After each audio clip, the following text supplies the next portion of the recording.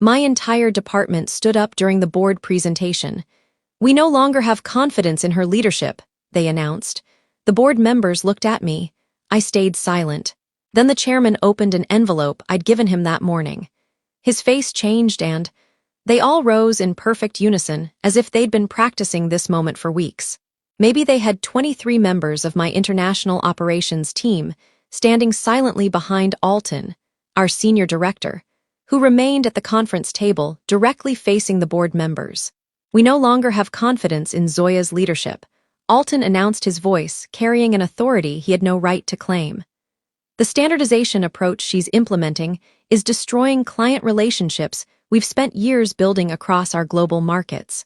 My presentation on screen showing improved metrics across 3 continents seemed suddenly irrelevant as all eyes darted between my standing team and me. "This isn't personal," Alton continued, though the slight curl of satisfaction at the corner of his mouth suggested otherwise.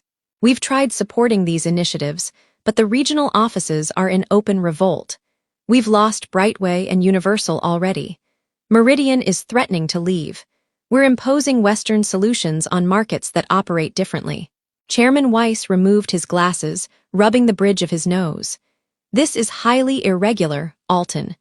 "Irregular times require irregular measures," Alton replied. We felt the board needed to hear directly from those closest to our global partners.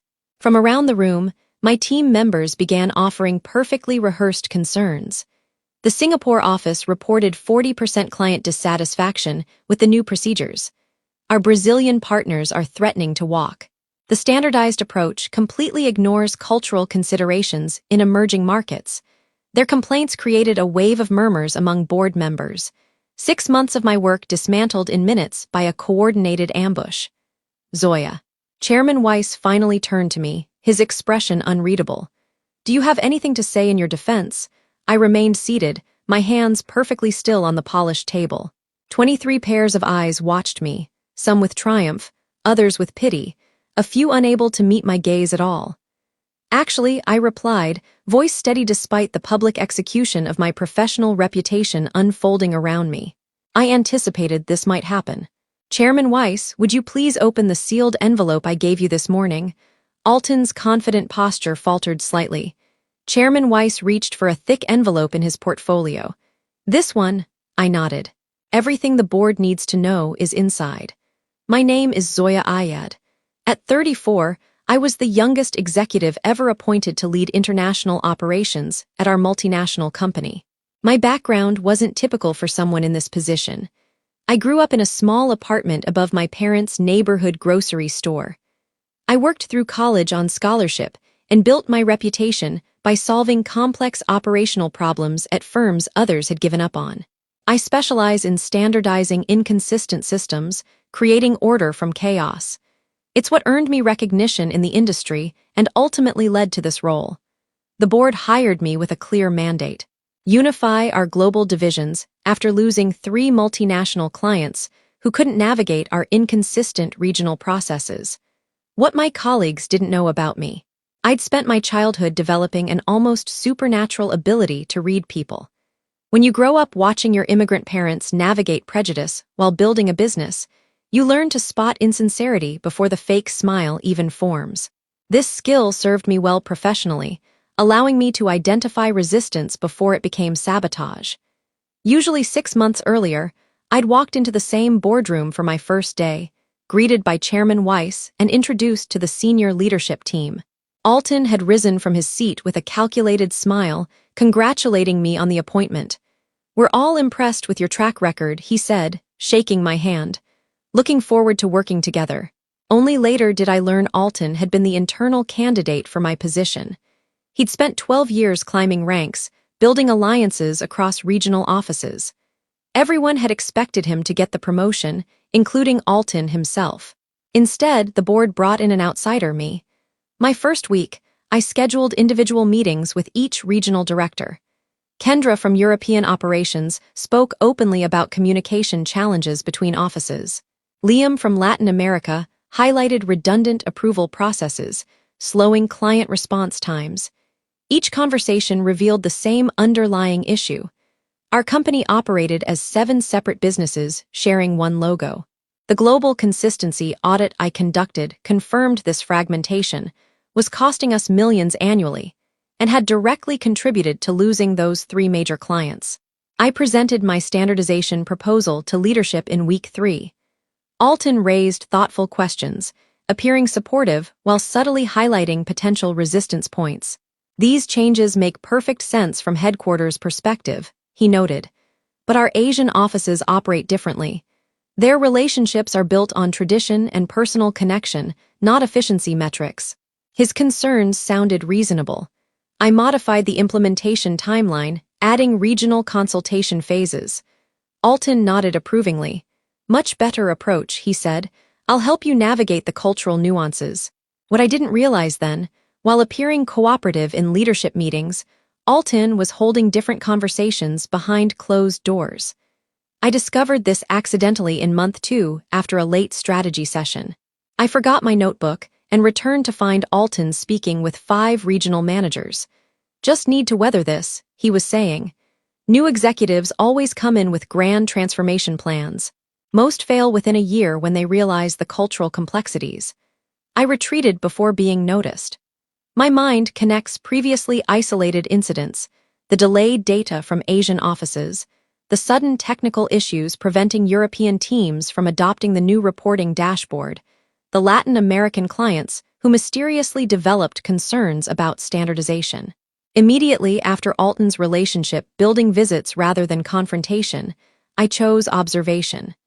Over the next month, I documented patterns of subtle sabotage, reports mysteriously missing key data. Implementation timelines extended for increasingly vague regional considerations.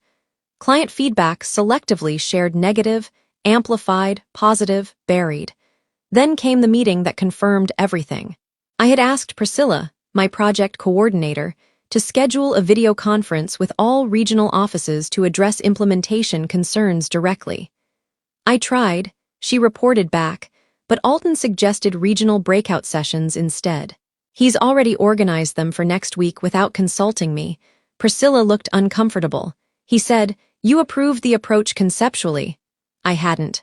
That evening, I accessed the company calendar and found Alton had scheduled himself to speak privately with each regional team before my official sessions. The subject line standardization concerns, preparing for leadership discussion. I was being systematically undermined by someone positioned as my strongest ally. The damage was spreading.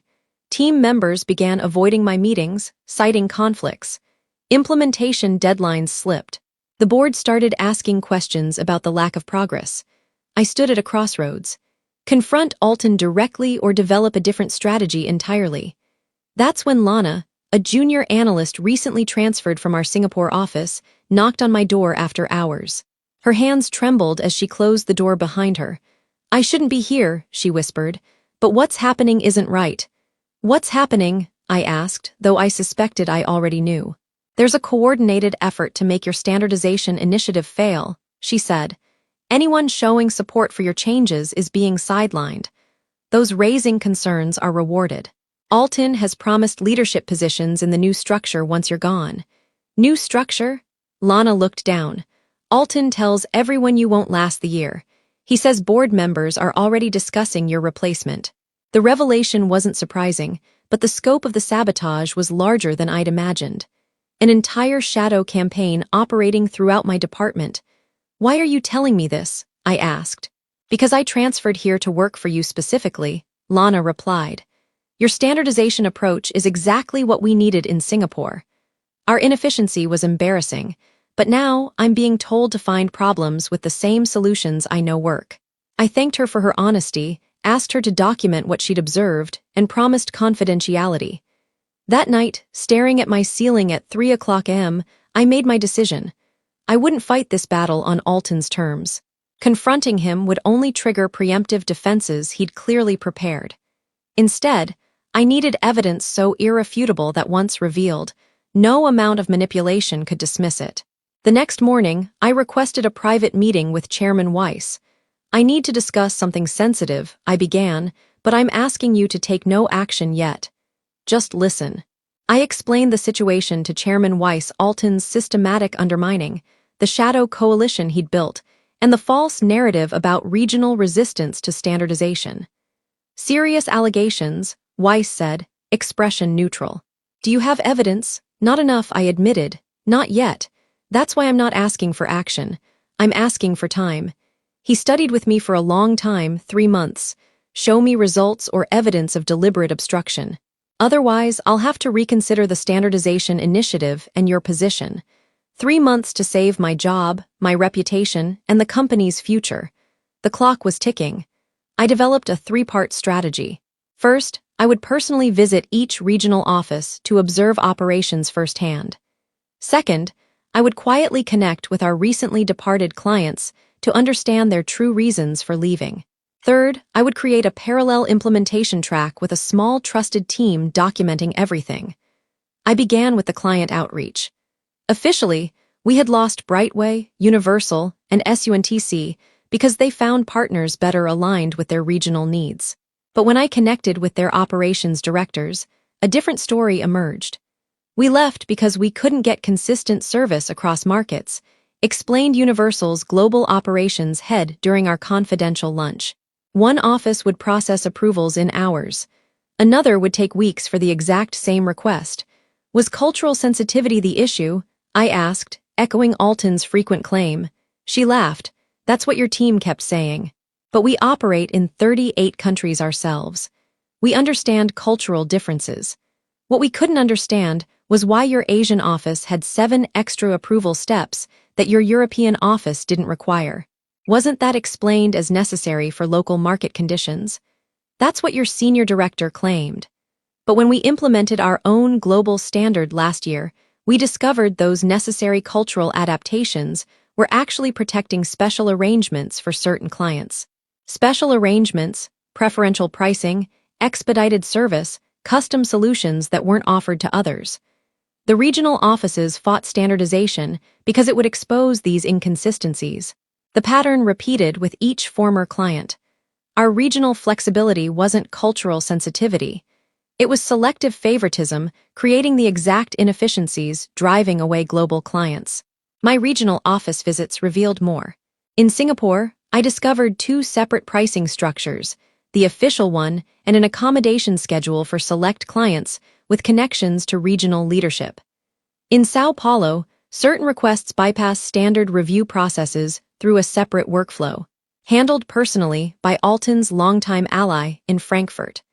Implementation delays were blamed on technical limitations that mysteriously disappeared when Alton approved an exception. Most revealing was what happened when I arrived unannounced at our Mumbai office. Regional Director Vikram was openly collaborating with my standardization team until he received a call during our meeting. Alton, yes, she's here now. Vikram stepped away, lowering his voice, but not enough. No, I haven't said anything about those accounts. Of course, I understand what's at stake. When he returned, his enthusiastic cooperation had transformed into cautious hesitation. I pretended not to notice what you were saying about the implementation timeline. Actually, Vikram stammered, I believe we need to reconsider our approach. There are cultural considerations. Cultural considerations, I repeated. Like what specifically? His explanation was vague, recycling almost verbatim the talking points I'd heard in other regions after Alton's visits. Back at headquarters, I assembled a small team I could trust. Lana from Singapore, Ryan from accounting, and Ellis from the London office. Working after hours, we created detailed documentation comparing client retention rates between offices, implementing standardization and those resisting. The numbers were undeniable. Standardized regions showed 32% higher client retention. I also needed to understand how deep Alton's influence ran within my department. Through confidential one-on-ones with team members, carefully framed as standardization feedback sessions, I mapped the web of loyalties. 5 directors reported directly to Alton regardless of the organizational chart. 7 others were swayed by career promises. The remaining 11 followed along, fearing isolation if they supported my initiatives. 2 months in, I had substantial evidence, but still needed to connect Alton directly to the deliberate sabotage. The opportunity came unexpectedly when Meridian, our largest remaining global client, requested an urgent review of their service inconsistencies across regions. We've been promised standardization for months, their director of global operations complained. Yet, we're still seeing wildly different processes in each region. I personally led the Meridian review, requesting complete data from all regional offices. Alton volunteered to coordinate regional responses, exactly what I had hoped for. That would be helpful, I agreed. But I'll need the raw data as well, not just the summary. Raw data isn't necessary for your presentation, he countered smoothly. I'll provide everything you need. I prefer being thorough, I insisted. His smile tightened. Of course, the night before data was due, I received Alton's summary report showing minimal inconsistencies, but I had already secured the raw data directly from Meridian Systems through their operations director showing major discrepancies Alton had deliberately concealed. More damning was the email chain I obtained from a troubled regional manager in Tokyo, who could no longer stomach the deception. The thread showed Alton explicitly instructing regional offices to present minimal compliance while preserving our established client arrangements and document any implementation problems for future reference. Most revealing was his message. Our priority is protecting regional autonomy until leadership changes. Cooperate visibly, but ensure minimal actual change. With the evidence assembled, I prepared identical documentation packages with supporting materials, client statements, comparative performance data, and internal communications exposing the sabotage campaign. I sealed each in an envelope for every board member, preparing to distribute them at our quarterly review. The night before the presentation, I received a text from Priscilla. Emergency department meeting tomorrow, 8 o'clock M. Alton called it. Mandatory attendance. I arrived to find my entire team already assembled. Alton stood at the front, uncharacteristically tense.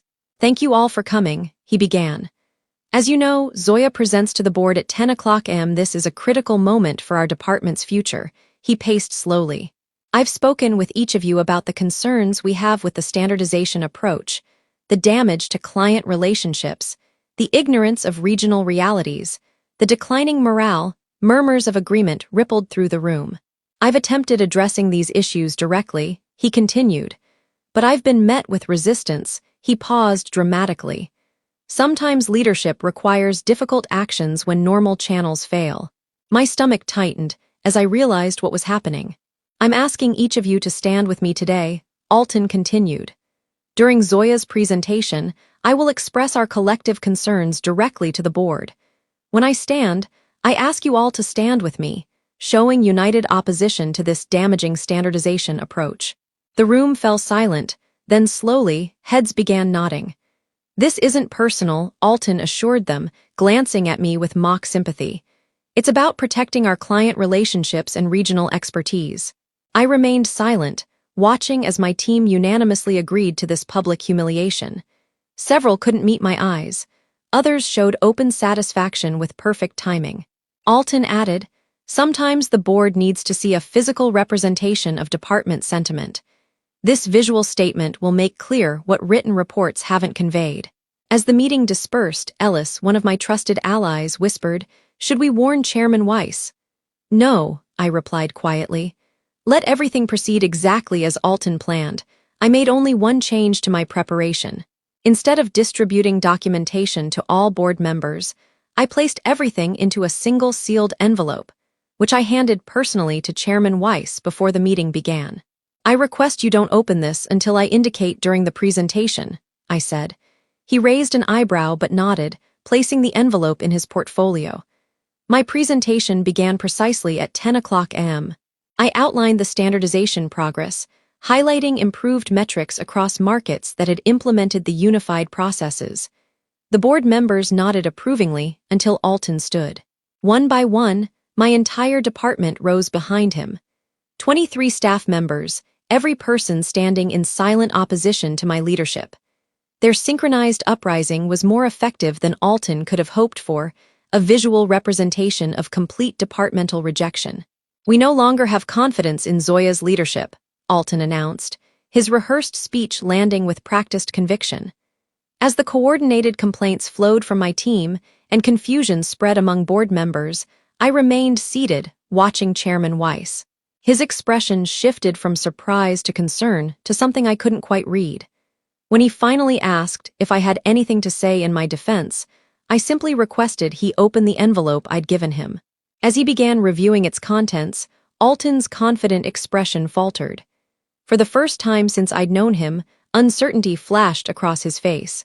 The chairman's expression hardened as he progressed through the documents. Whatever he saw in those pages was changing everything. "I think," Chairman Weiss said finally, closing the folder with deliberate precision, "we need to continue this meeting privately. Everyone except board members and Senior Director Alton, please wait outside." As I stood to leave with the others, Weiss added, "Not you, Zoya. You stay." The look of confusion on Alton's face was the first genuine emotion I'd seen from him in 6 months. The boardroom door closed, leaving just the 7 board members, Alton and me. An uncomfortable silence hung as Chairman Weiss methodically arranged the documents from my envelope on the table. "Alton," Weiss began, his voice unnervingly calm. "Are you familiar with Client Meridian's regional service discrepancies?" Alton straightened. "Of course, as I've been explaining, their concerns stem from Zoya's standardization approach, ignoring regional market realities." "Interesting." Weiss slid forward a document. "Because according to Meridian's Global Operations Director, they've been requesting standardization for months. Their complaint is that we've failed to deliver consistent service despite promising it." Alton blinked rapidly. "There's been some miscommunication then. Our regional offices have been explicitly instructed by you to resist implementation while appearing cooperative." Weiss interrupted, pushing forward an email printout. "Would you like to explain this message to the Tokyo office?" The color drained from Alton's face as he recognized his own words. Our priority is protecting regional autonomy until leadership changes. Cooperate visibly but ensure minimal actual change asterisk. That's being taken out of context." Alton stammered. "Perhaps you can provide context for these then." Weiss spread several more documents across the table. Comparative data showing 32% higher client retention in regions actually implementing standardization. Statements from former clients, Brightway and Universal, confirming they left, specifically because of inconsistent service across regions. Documentation of special pricing arrangements for select clients with connections to regional leadership arrangements that violate our own compliance policies. Board member Harriet leaned forward. "Is this accurate, Alton? Have you been deliberately undermining the standardization initiative the board unanimously approved?" "I've been protecting valuable client relationships," Alton insisted, his composure cracking. "These standardized processes might work for Western markets, but they destroy the personal relationships we've built in Asia and Latin America." "Then perhaps you can explain this," Weiss said, revealing a spreadsheet. "Client satisfaction ratings across all regions before and after standardization implementation. Notice how satisfaction scores actually improved by 28% in standardized regions." Alton's eyes darted around the table, finding no allies. "Those numbers don't reflect the full picture. Some relationships can't be measured in satisfaction surveys. Like your relationship with Takashi Holdings," asked another board member reviewing a document. "The client that receives priority service unavailable to others, bypassing our standard workflows through what's described here as the Alton channel. The same client whose CEO provided a recommendation for your internal application for the international operations position." The facade was crumbling. Alton's shoulders sagged as he realized the depth of evidence against him. "You positioned yourself as protecting regional interests," Weiss continued. "But these documents show you were protecting a system of preferential treatment that benefited select clients. Coincidentally, ones with personal connections to you and your allied regional directors. Connections are how business works in these regions," Alton argued weakly. "Not at this company," Weiss replied. "Not anymore." For the next 30 minutes, the board methodically worked through my documentation. Every defense Alton offered was countered by evidence I'd carefully compiled. His rebellion had transformed from a power move into a professional execution of his own. Finally, Weiss turned to me. "Throughout all this, there's one thing I don't understand. Zoya, you clearly knew about this sabotage campaign for months. Why wait until today to present this evidence? Why allow this public confrontation to happen? The entire board turned to me. Because this was never about Alton or me, I answered. It was about our company's future. Had I presented this evidence earlier, it would have been dismissed as a personal conflict, my word, against a respected senior director with 12 years tenure. The narrative would have remained that I was an outsider imposing impractical standards on established regional operations. I gestured toward the door where my team waited. Those 23 people believed they were protecting the company from harmful change. They weren't being malicious. They were following a leader they trusted. By allowing today's events to unfold exactly as Alton planned, the situation became undeniable. You knew they would stand against you? Harriet asked, incredulous. I counted on it, I confirmed. Their coordinated action proved this wasn't isolated resistance, but an organized campaign. More importantly, now that the truth is exposed, healing can begin. They need to understand this standardization isn't arbitrary corporate bureaucracy, but necessary for our survival in global markets. Weiss nodded slowly. What do you recommend we do next? First, Alton needs to be removed not just for undermining company strategy, but for creating preferential systems that violate our ethics policies. Second, we need direct reporting lines from regional offices to eliminate the filtering of information. Third, I need authority to restructure leadership in regions where resistance has been strongest. The board discussed briefly before Weiss turned to Alton. Please wait outside while we complete our deliberations. After Alton left, the remaining discussion took less than 15 minutes. The board unanimously supported my recommendations. We'll announce leadership changes tomorrow, Weiss concluded. For now, I'd like to speak with Zoya alone. Once the other board members left, Weiss studied me with new respect. Your approach was unusual, he said. Most executives would have fought this battle differently. Called out the sabotage immediately, demanded loyalty, created an us versus them environment, which would have divided the company further. I noted. My goal wasn't winning a power struggle, but creating a properly functioning global operation. You allowed yourself to be publicly humiliated as part of your strategy. He observed temporary humiliation is meaningless compared to lasting impact. I replied, I learned that from my parents. When customers would make racist comments in their store, my father never responded with anger. He focused on building the best neighborhood grocery possible. Eventually, those same people became loyal customers who defended him against others' prejudice. Weiss nodded thoughtfully. The board made the right choice hiring you.